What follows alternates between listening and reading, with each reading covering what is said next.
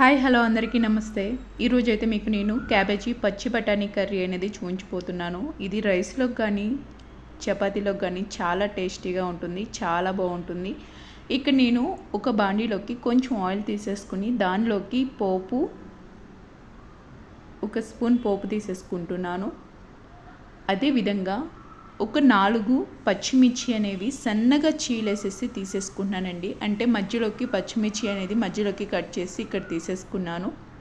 అదేవిధంగా కొంచెం ఇంగువ తీసుకుంటున్నాను. వెజిటబుల్ కర్రీ ఏదైనా సరే ఇంగువ అనేది చాలా టేస్టీగా ఉంటుంది, కూరకు మరింత రుచి వస్తుందండి. ఇక నేను క్యాబేజీ అనేది ఉడికించేసేసి తీసేసుకున్నాను. ఉడికించేటప్పుడే కొంచెం పసుపు కొంచెం సాల్ట్ వేసేసుకుని ఉడికించి దానిలో ఉండే వాటర్ కొంచెం పిండేసేసి నేను తీసేసుకుంటున్నాను. ఇప్పుడు ఈ పోపులో నేను ఈ క్యాబేజీ అనేది వేసేసుకుంటున్నాను.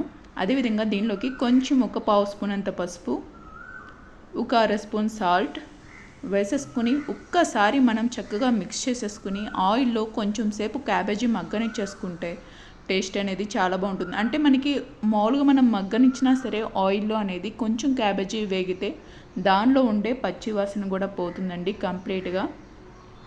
ఇలా ఒక 5 మినిట్స్ అనేది కొంచెం ఆయిల్లో మగ్గనిచ్చాక దీనిలోకి నేను ఒక స్పూన్ వరకు అల్లం వెల్లుల్లి అనేది ఇక్కడ నేను దంచుకుని తీసుకున్నాను, గ్రైండ్ చేయలేదు. దంచుకున్న అల్లం వెల్లుల్లి పేస్ట్ తీసేసుకుని మరొకసారి మిక్స్ చేసి ఒక 5 మినిట్స్ కనుక చక్కగా కుక్ చేసుకుంటే అల్లం వెల్లుల్లి కూడా ఆయిల్లో చక్కగా వేగుతుంది.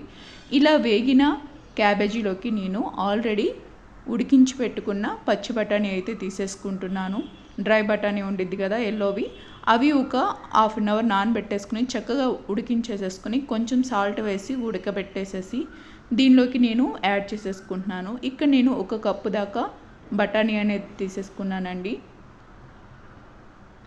బఠానీ కూడా చక్కగా మనం కర్రీలో చక్కగా మిక్స్ చేసేసుకుంటే మనకి ఆయిల్ అనేది చక్కగా, అదేవిధంగా అల్లం వెల్లుల్లి కూడా మనకి బఠానీకి చక్కగా పడుతుంది.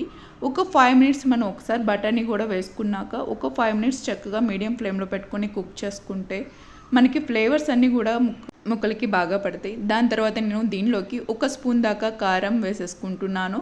ఒక్కసారి మిక్స్ చేసేసుకుని దీనిలోకి నేను ఫైనల్గా ఒక హాఫ్ స్పూన్ దాకా నేను గరం మసాలా అనేది యూజ్ చేస్తున్నాను. ఎక్కువ కాదు, మనం నాన్ వెజ్ ఎక్కువగా ఇష్టపడే వాళ్ళకి మనకి ఏమవుతుందంటే కొంచెం టేస్టీ కోసం అని చెప్పి, లేదు మీరు గరం మసాలా వద్దు అనుకుంటే కనుక ఒక పావు స్పూన్ అంత ధనియాల పౌడర్ కూడా యూజ్ చేసుకోవచ్చు. ధనియాల పౌడర్ యూజ్ చేసేసుకుని ఇంకా ఫైనల్గా స్టవ్ ఆఫ్ చేసుకుని సర్వ్ చేసుకుని చాలా రుచికరమైన క్యాబేజీ బఠానీ కర్రీ అయితే రెడీ అయిపోయింది. మనకి రైస్లోకి కానీ లేకపోతే రోటీస్లోకి కానీ చాలా బాగుంటుంది. పిల్లలు కూడా చాలా ఇష్టంగా తింటారు. మీరు డెఫినెట్గా ట్రై చేసి మీకు ఏ విధంగా వచ్చిందో నాకు కామెంట్ రూపంలో కామెంట్ చేయండి.